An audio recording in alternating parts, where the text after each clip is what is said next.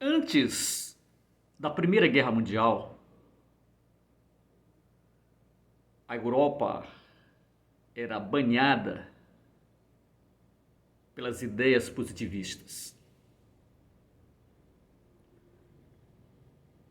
Quando se acreditavam, quando se tinha convicção de que o dia de hoje seria indubitavelmente melhor do que o dia de ontem. E assim sendo, a humanidade estaria marchando a passos largos, seguros, para o progresso, para o melhor de si. Antes da Primeira Guerra Mundial, a elite europeia degustava com glamour o seu charme nos cafés o que seria viver na Belle Époque.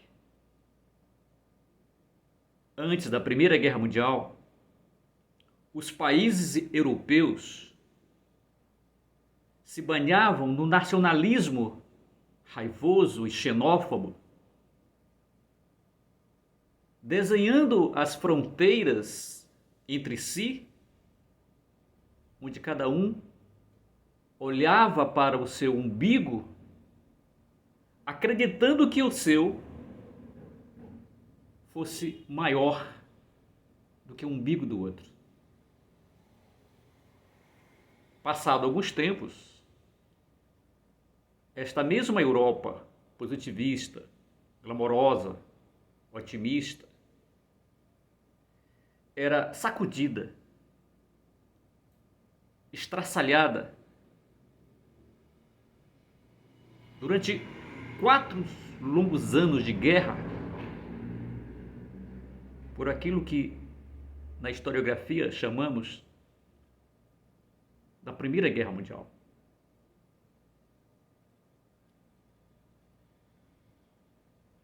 É estranho, contudo, que passado 21 anos desta Primeira Guerra Mundial, esta mesma Europa positivista, glamourosa, e com suas feridas ainda abertas, as memórias ainda vivas da Primeira Guerra Mundial, iniciava uma nova guerra.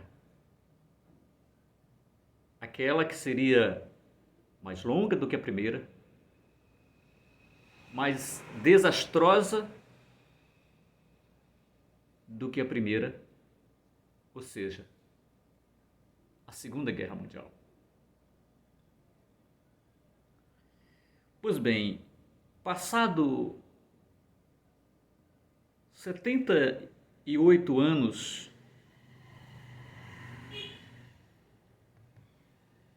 da Segunda Guerra Mundial, esta mesma Europa glamourosa, positivista, recheada de tantos intelectuais, pensadores, está nos encaminhando novamente para uma outra guerra? Guerra esta que seria a terceira, e que por ser a terceira seria a última de todas as guerras? Uai, como assim? Então nós estamos diante da paz, já que será a última guerra? Não, de jeito algum. E como se pode evitar uma nova guerra? Os horrores de uma nova guerra, que seria a última, que seria a Terceira Guerra Mundial. Bem, essa mesma pergunta foi feita por Einstein a Sigmund Freud, assim que a Primeira Guerra Mundial terminou na Europa. Einstein e Freud trocaram correspondência, onde o assunto era exatamente a respeito da necessidade de se evitar uma nova guerra. E Freud respondeu, logo no segundo parágrafo, a Einstein da seguinte forma: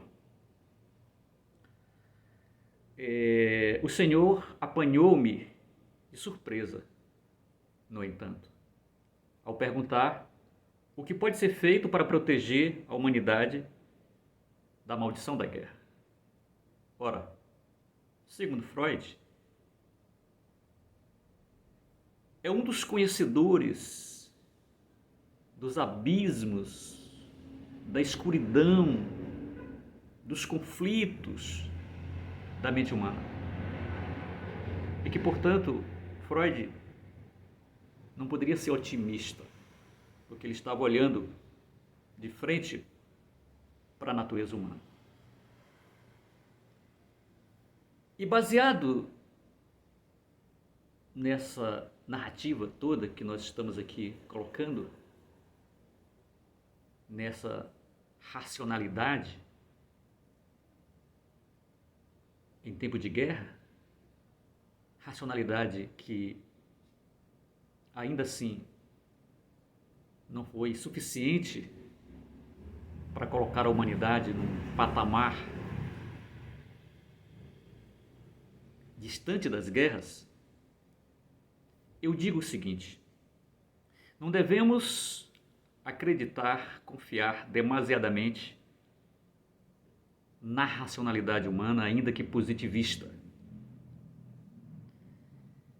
Em especial em nossos tempos esburacados.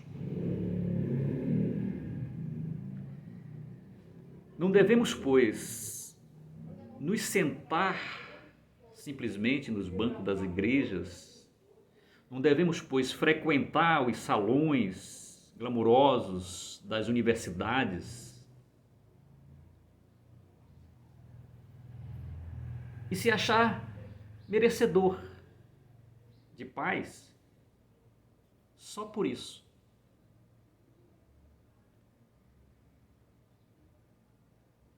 Ora, na Primeira Guerra Mundial, ou antes da Primeira Guerra Mundial, a Europa se dava o luxo de ter um Sigmund Freud. A Europa se dava o luxo de ter um Einstein. Freud assombrando o mundo com os conhecimentos da alma humana, do inconsciente, e Einstein assombrando o mundo com a sua teoria da relatividade. E ainda assim, esses dois gênios, esses dois pensadores da humanidade,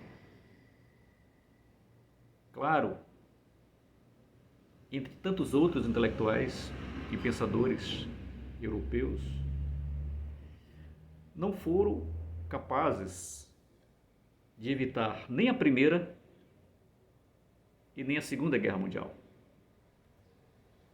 E hoje, nos nossos dias, quem são os pensadores?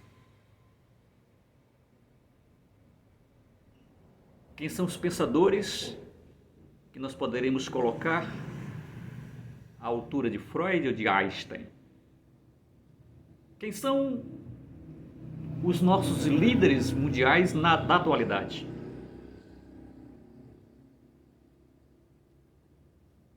Serão estes capazes de compreender o perigo que ronda o mundo atual? Serão esses líderes capazes de perceber as bordas da nossa realidade? Pois bem, o dito aqui é uma introdução para chamar a atenção para a escalada perigosa da guerra entre a Rússia e a Ucrânia. Aliás, a bem da verdade e a bem dos fatos contemporâneos, uma guerra entre a Rússia e o Ocidente. Uai, e essa guerra ainda não acabou? A mídia não trata mais disso. Não, a guerra não acabou. Pelo contrário, a guerra agora é que está começando.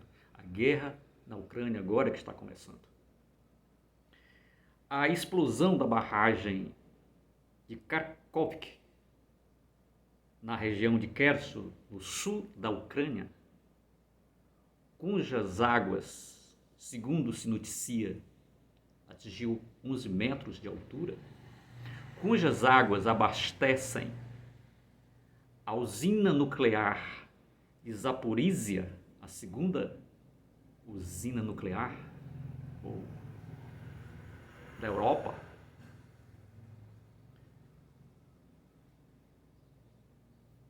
cujas águas dessa barragem, dessa hidrelétrica, abastece várias cidades, várias regiões, entre esta a península da Crimeia, é um sinal, é um puxão de orelha para que nós acordemos.